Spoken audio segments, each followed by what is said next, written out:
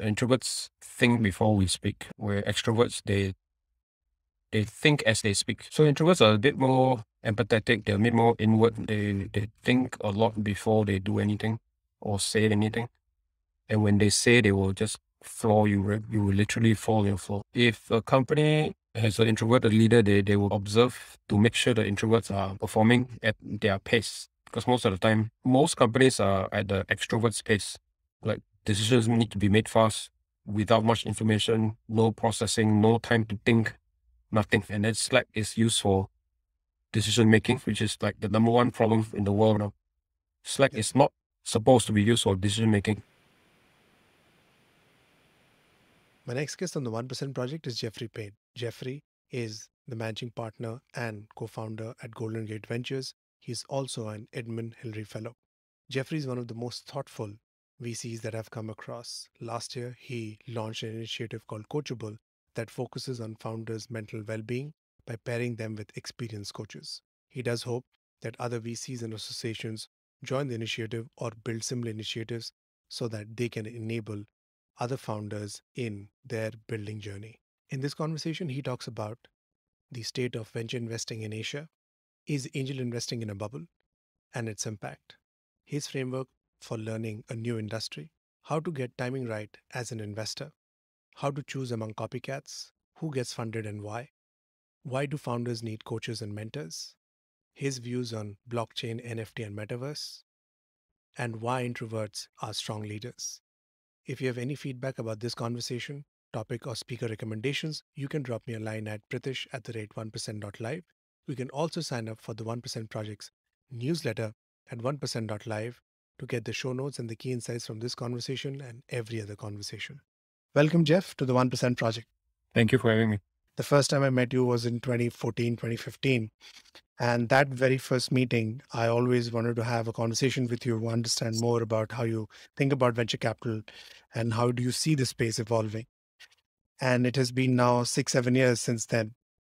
So what is top of mind these days for you? What are you thinking about? What's occupying my mind is there's a imminent kind of a bubble plus smoke happening. So I think a lot of things are too overvalued. Bad ideas are being funded. Pretty crazy founders are running companies. So there's a bunch of things happening. So if you're part of the ecosystem, you get a bit worried. If you don't care about ecosystem, then it doesn't affect you, especially if your portfolios are not one of those. So I'm kind of worried. We'll see what we can do. I think there are things we can, there are things we can educate our portfolio founders as well as people around us through different channels. But that's what's occupying my mind. So do you think that angel investing is getting into a bubble?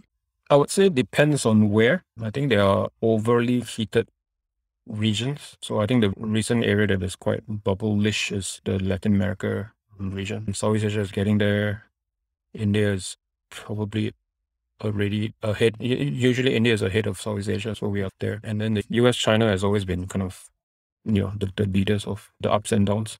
But generally, generally they are. Isn't that a great time to be a venture capitalist? And what I mean by that is that a lot of startups will be funded on the angel level, and then your deal flow will actually, as a venture capitalist, will become, let's say, voluminous, if not better. But I'm assuming, obviously, this will also help bring up some great founders in this whole process. I think the density of founders will go up, right? Because everything is high. If they want to get back a job, they can. If they want to raise money, it's easy. But then because of the high density of founders, based on the law of large numbers, you will not get very many good companies to invest in. It's harder to find a team that are able to do what you wish for them to do. So it's a good and bad thing. There's a lot of money is a good thing, but then on the flip side is a bad thing. And then most great deals actually come from the recession side when things are down, where the strong survive. And if you dare to start companies, that means you are pretty good. And then valuations are low. When companies get out of that sort of recession is when follow-on rounds will come, because usually it takes about 18-24 months. When after things bottom out, it will come back up again. And then at that time, the monies are ready to deploy. And then there's only a select few companies that are survived to raise that money. So it propels those companies, and good valuations, the money concentrated on great companies. And then because it's concentrated, there are no copycats of copycats. So you're not investing 10 similar companies. You're probably investing in 3 similar companies. So monies are concentrated. Technically, based on math, is you don't really waste money where you have 10 copycats fighting each other. You have built a CVC from scratch, potentially a VC also from scratch in Southeast Asia.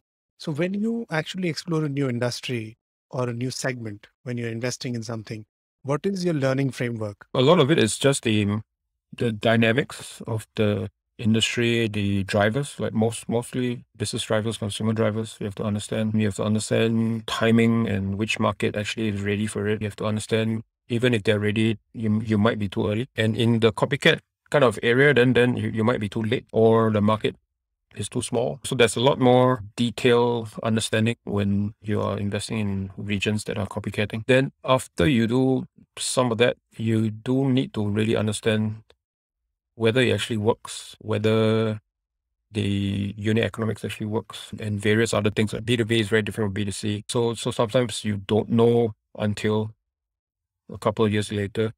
Sometimes it works for 4 years, and then after that, it doesn't work anymore. Sometimes you are too early, you are 2 years too early, and then after that, it will work for 20 years. So a lot of this stuff you don't really know. Sometimes there's a gut feel, sometimes you roughly know what will come. But on the other hand, you also roughly know that this is a fad, or this might be a fad, and it might disappear in 2 years, might disappear in 4 years, especially B2C, right? Especially consumer. They might gravitate to something else and drop that company that you invested in like a brick, right? So obviously what we do is high risk for high reward. So whether or not you copy someone or don't copy anyone, if you are in a high growth startup area, it's extremely risky, irregardless whether you copy or not. It's not easy. Investing is an opinion.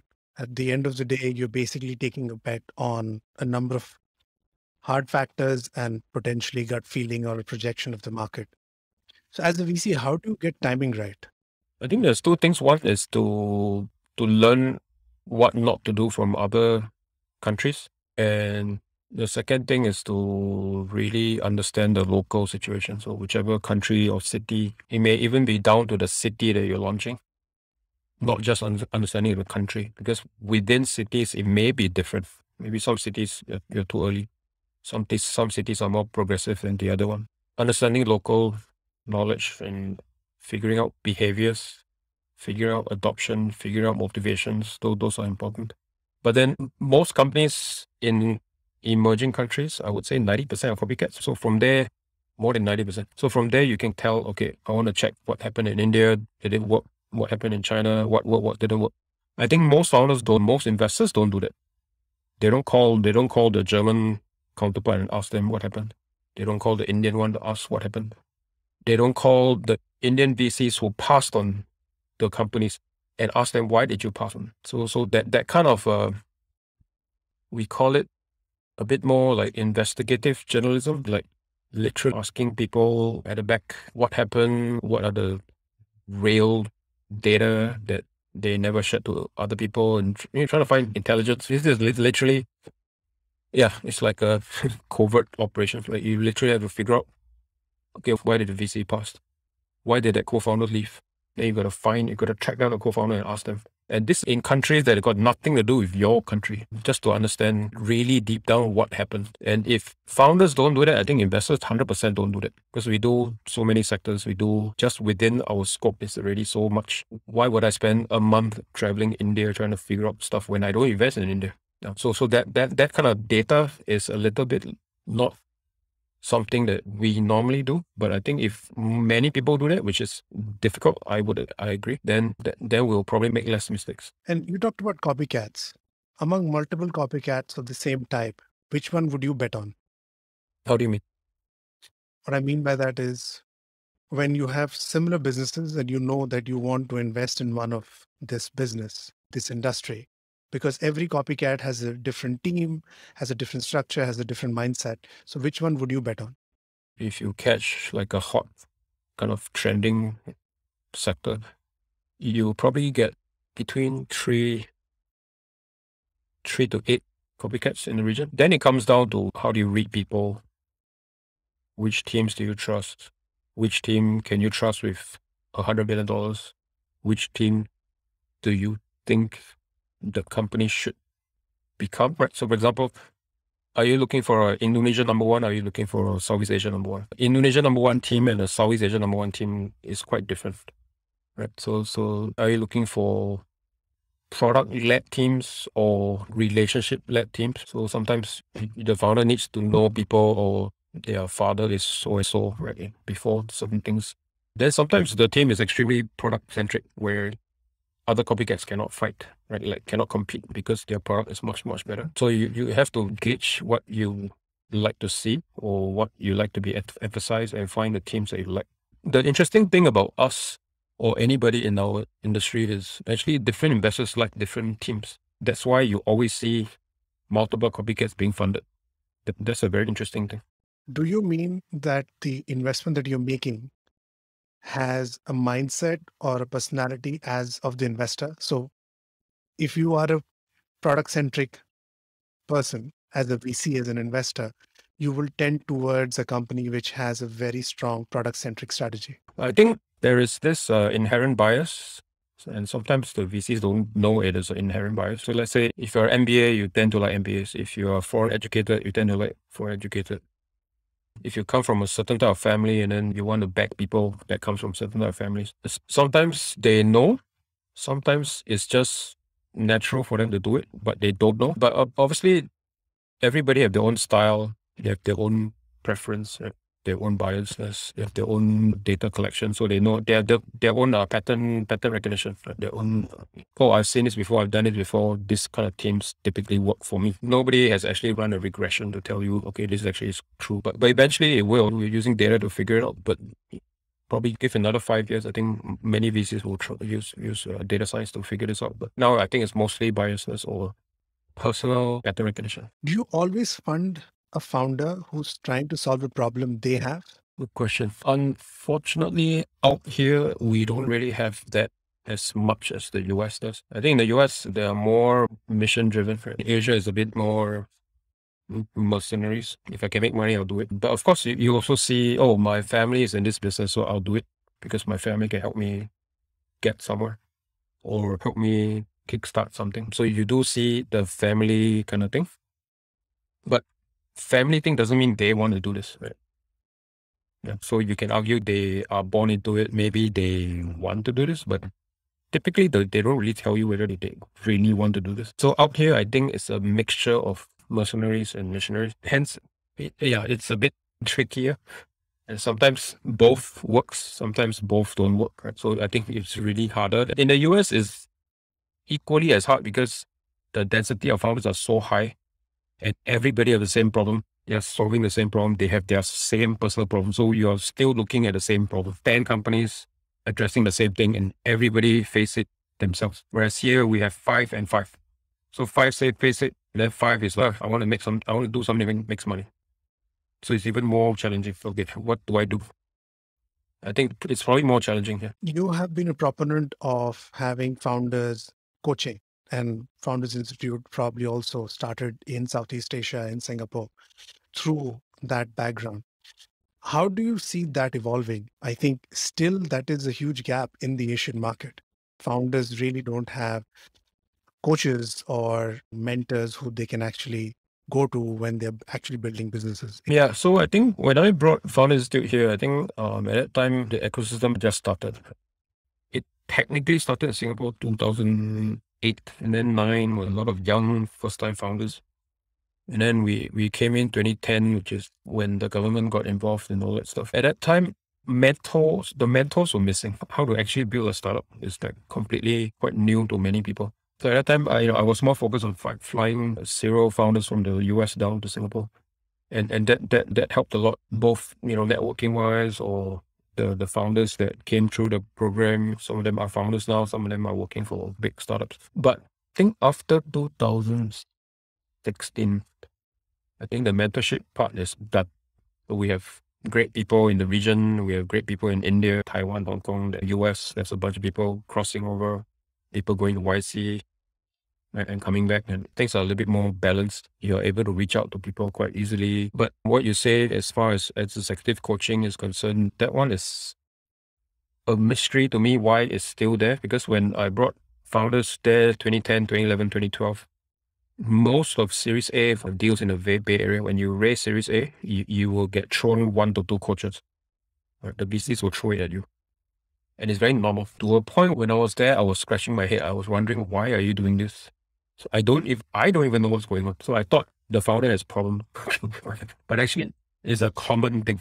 So I didn't know it was common. So 2012 all the way, we had issues with founders. Founders also reach out to us. Then we referred to better coaches in the US. They tried their best to find coaches here. It's very hard to find. Sometimes it's culture, sometimes it's time zone, sometimes it's they don't understand me, that kind of thing. So I think literally it took quite a number of years for people here to understand, but I can tell you they still don't.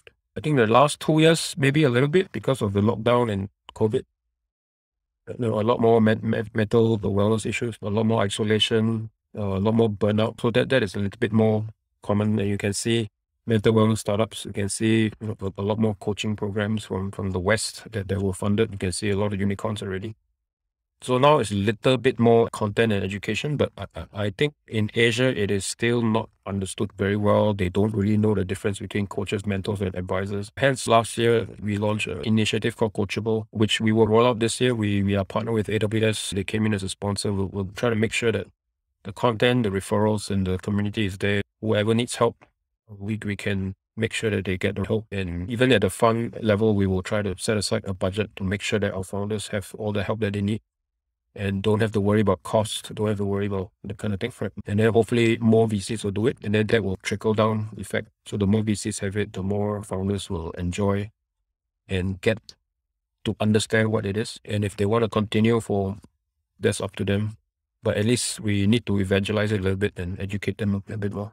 How do you assess a founder's market knowledge? What I mean is that somebody comes and pitches you about a certain market, a certain industry. Well-practiced founder will come, they will give you a number of key data insights and so on and so forth. And you may actually meet similar founders of the same industry. How would you assess the founder's market knowledge or understanding? Yeah, so there are two types. There is the founders that actually know it, they came from it, and then they are able to be very razor focused. They kind of know, this is my customer, this is not my customer. I've done it before. My cost of acquisition is this channel don't work. They roughly know, and you can see it in their plan. They are highly opinionated because they've done it before, they know it worked. And actually many of them, for those who understand they've done it before, many of them are very careful with money because they've done it before, right? So okay, I know what is a waste of money. I know what will get me the results I want. Then you have the other type of founders that is, I know I'm young, I want to target this, I will try to figure it out, and I'm on the verge of figuring it out. Please give me time, I'll figure it out, that kind of thing. So you have these two groups. So it doesn't mean your experience will find you're much better. I think it's the yearn for knowledge, the yearn for, I want to know what the market wants. I want to know what my customer is like, what other problems they have. Are they willing to pay for this? That constant query, just curious, constant query. So as long as they have that, even the experience one, sometimes they come with a baggage. Oh, this doesn't work. But I'm like, are you sure it doesn't work? Right? But if they show that, okay, it used to not work, but I'll try it again. Maybe things have changed, or the drivers 4 years ago has changed. So they are pretty open-minded, but they are still very curious. So as long as they are curious and they're hardworking to try to collect the data, I think we are okay with that. Do you think Asian entrepreneurs are innovating or improvising? It depends on the definition of innovating, but I think they are trying their best. It's kind of, I want to solve this problem, but I have 5 ways to do it. If I copy people, I probably can find the 5 ways and just pick 2 to 3 ways. And then if I make mistakes, I still have 2 more ways. And then there is the lower hanging fruit. There is the resources. There is if I do this, am I too early? Do they even understand this? So sometimes you can do it, but the market pushes you back and say, I'm happy to pay what you have now. You don't have to, but you don't have to do more. But having said that, some people stop, some people go slow, and then some people go hard, but then they don't release it. They built it, but they don't release it. So there are different ways of doing it. But I think Asian entrepreneurs, I think Southeast Asia, especially emerging Asia, I think they are trying their best. I think majority of the time they are copying, but they are also localizing. The localizing part is probably the part that sets them apart. But if you look at Hong Kong, Taiwan, Japan, Korea, then some founders are actually pushing it. They want to be very different. They want to be the first in the world, and they try. They do try their best. But it's definitely not easy from where we are. How much of venture investing is gut feeling versus analytics? Well, I think most are gut feeling. Most are gut feeling. Those who use data is actually pattern recognition. So they get other sets of data and then say that, okay, if you hit this, that means you're on the right track. That sounds okay, but that's not that hard to do, right? If I study 100 SaaS companies that are public and have very good numbers, and I study them from series A, B, C, D, E, then I have some references. And then if you hit that at series A, that means you're on that trajectory. But there are other things happening. Environmental things. There are, which country do you launch? How many competitors raise more money than you? There is a founder issue, hiring issue. So there's still other things that will make you fail. So I think analytics is okay, but it's not enough. Yeah, but the majority of the time is still fairly gut feel, which is not what I really want to say. But unfortunately, that's how we do it. Let's now talk about something that you have really got yourself into, and I think you're very excited about: blockchain, crypto, metaverse, NFT. I think all of that has now somehow probably come into one basket. I don't know anyone who is a blockchain expert or is interested in blockchain hasn't delved into one of these or all of these. How are you shaping your views about this in the next 5 years to 10 years? I think it will be around for the next 10 years. The question is, what is the flavor of the month? What are you investing in? And because every year there's a flavor of the month. And then once it becomes too hot, then there's a bunch of projects that doesn't really work. So the trick is to find the leaders of the flavor of the month. And then the liquidity side is actually completely different from the venture side, right? So I think how you start that kind of businesses is very different from how the normal startups do it. Sometimes a blockchain founder can have 5 companies at the same time. They're part-time everywhere and they raise a lot of money. So there's no rhyme or no reason, because the traditional world has no such thing. Yeah, if you are one company full-time, that's it. So it's a very different world in terms of investors, how you organize your team, how you do everything, how you do marketing, how you do community, how you do your BD. There's a very huge BD partnership element. The long and short of it, I think Web3 is probably here to stay, but it is too cowboy right now. It's too all over the place. Some things are fat, which means it will make money and then it will crash. And some things will make money for a long time, and then some things are just cowboy work, like completely scams or completely doesn't make sense. There is something there, and obviously typical VC likes new and shiny things, so we tend to gravitate to understand what it is all about. Do you think that metaverse is going to pass the toothbrush test? I think so, but not yet. So it's probably a few years away. Many things you hear are still noise. It'll probably disappear. But that world is different. That world is, even if it fails, it will still make money. In our world, if you don't fail, you still don't make money. Like completely, there's no rationale. And then the use case is still like blockchain gaming is still, I think, cowboy completely. So there's a lot of things that people are trying to understand. Is this a millennial thing? Or is this a new thing that people will adopt? Or is this something that millennials dictate?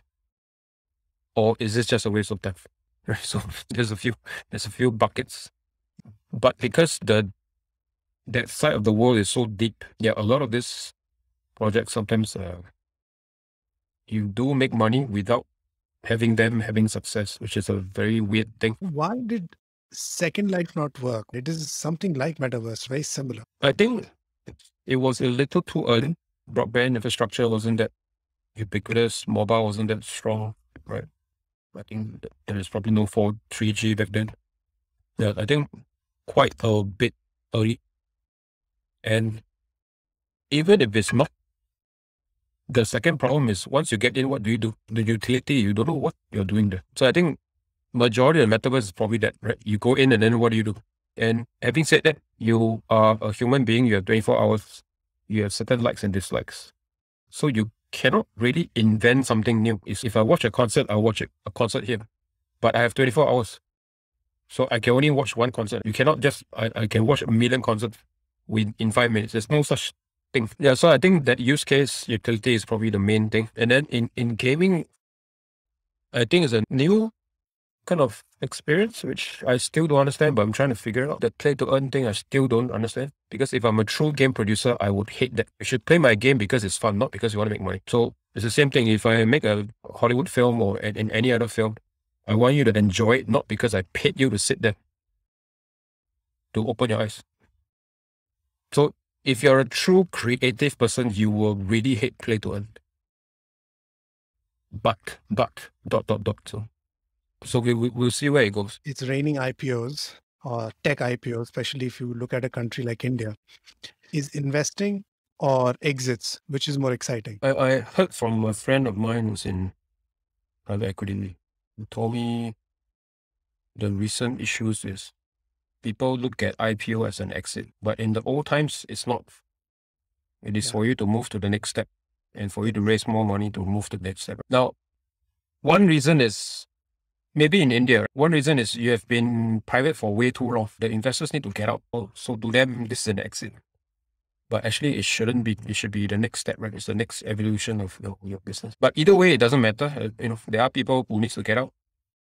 And then there are people who will want to fund you for the next phase of your life. I would say I will lean towards IPOs that wants to see you succeed for the next 10 years. If not, your share price will go down, right? So if majority of them are short-term guys, then your share price will go down. But if they're long-term people, then the share price will go up, right? If you execute. It's a good and bad thing, right? In Japan, majority of IPOs within 4 years. So founders do well, investors do well, and then the money kind of cycle around and around in Japan. And they are so strict about IPOs, right? They make sure that they're able to move to the main board right after. It's a good thing. And then now Korea is shortening that. In Korea, it used to be the average 9 years before you go public. Now they're kind of trying to shorten it. So I think it's good to have that exit so that people kind of move the money up around. So what are you reading these days? I'm listening more podcasts than reading, but I'm reading a lot of coaching books and books about introverts. I wanted to ask you that question. What is the main strength of an introvert? I think most of the introverts think before we speak, where extroverts, they think as they speak. So introverts are a bit more empathetic. They're a bit more inward. They think a lot before they do anything or say anything.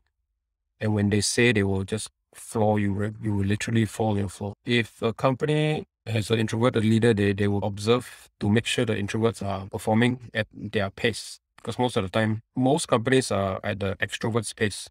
Like decisions need to be made fast, without much information, no processing, no time to think, nothing. And then Slack is used for decision making, which is like the number one problem in the world now. Slack is not supposed to be used for decision making. Yeah, and then the introverts get caught, right, in the crossfire, right? Because they are kind of like, this is not my style. We need to fix a bunch of things. So to me, probably, introverts just a bit more analytical, different ways. I think everyone has their own strengths and weaknesses, but I think introverts and extroverts working together is an issue everywhere, including the US, especially the US. US is very extrovert centric, very, the loudest the person is, the better the person is, the perception. So perception is reality in the US very clearly. Hence, I think that conversation about how to work together is not really talked about. Depending on the countries, I would assume in Asian countries, it's going to be different. Some countries are more introverted in culture. Let's say Japan and Korea, more introverted in culture. So that's okay, meaning certain things are pretty step by step. I need time to do this. I need time to do that. I need to prepare, right? Like Japanese culture, I need to prepare before I do this. Singapore, probably a little bit not that way, right? A bit more extroverted. Yeah, but I think that conversation needs to be highlighted a lot more. Any podcast or book recommendations? There's a great book called The Great CEO Within by Matt Mockery. I think for all the founders, please read that book. It's probably the best book for founders. So the podcast I recommend is The Quest Pod with Justin Khan. It's pretty good. So he's one of those extreme extrovert until he ran into issues and then he got a coach. And then you can listen from the podcast that he's quite different from before. Probably he changed probably 2-3 years ago. It's great. This podcast is awesome. Do you think that introverts can be good sales? Yes. In fact, they probably will be the best if they want to do that. Many introverts don't like to do sales. because they assume that I have to be different, I have to change. But if they do sales because they like it and they do it the way they do it, I can guarantee they will outperform anybody because they are the types that make the customer cry and say, please have me as a customer. They're so connected and they understand, they listen, they understand exactly why you need to talk to me. I can tell you their retention rates will be much higher than anybody else. That's just assuming they want to do this. I think many entrepreneurs actually don't do sales. Maybe it's a perception thing, or maybe the companies, the culture of the sales teams are very extroverted. So they probably won't join them anyway. So imagine if there's a bit of a self-awareness, imagine an introvert who likes to do sales, meaning they enjoy that challenge. And they realize that they need to be an extrovert sometimes. So sometimes they'll go this way, and then sometimes they'll go backwards. Actually, that's the type of people that will probably excel the most. The introverts that become extroverted sometimes because they can be a superpower on both sides. So before I close, what is your opinion about Elon Musk? Classic introvert. I think he probably has a little bit of Asperger, right? Yeah, if I'm not wrong. So he's extremely focused and he will get things done. He's a brilliant guy. Nothing to say. This guy is, because I'm 1% away from him. So the founder of FI is Elon's college roommate. I know some stuff that people don't know. So long and short of it, awesome. Jeff, that was a great place to close this conversation. Thanks for being on the show. Thank you.